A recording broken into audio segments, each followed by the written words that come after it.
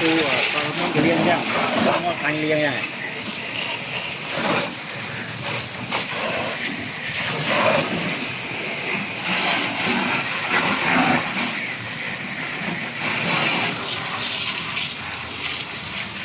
nào vô chính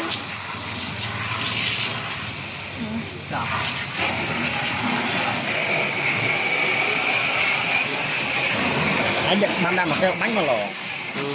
bánh lên chân sụt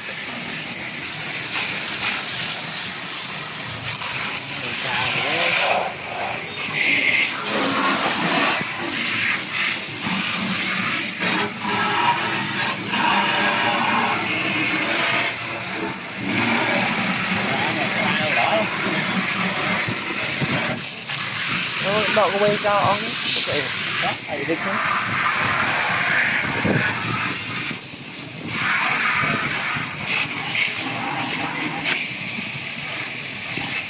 tinh một tua hay tinh một tua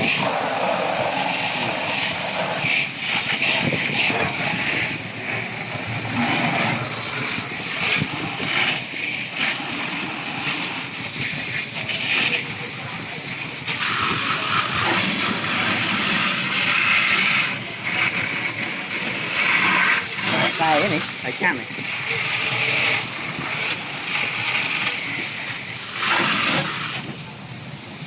cho ọt đấy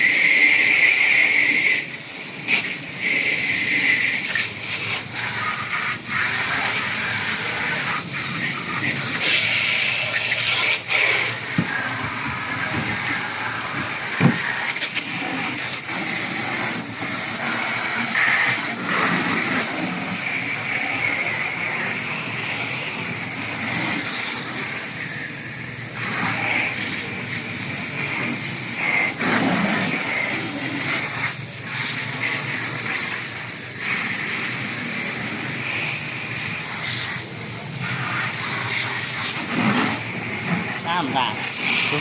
ăn ở lời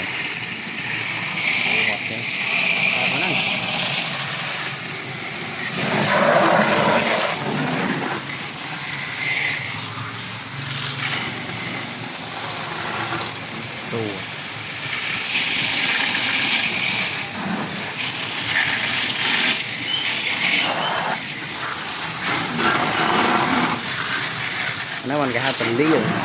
bón nó liêng ra nó ăn nó liêng này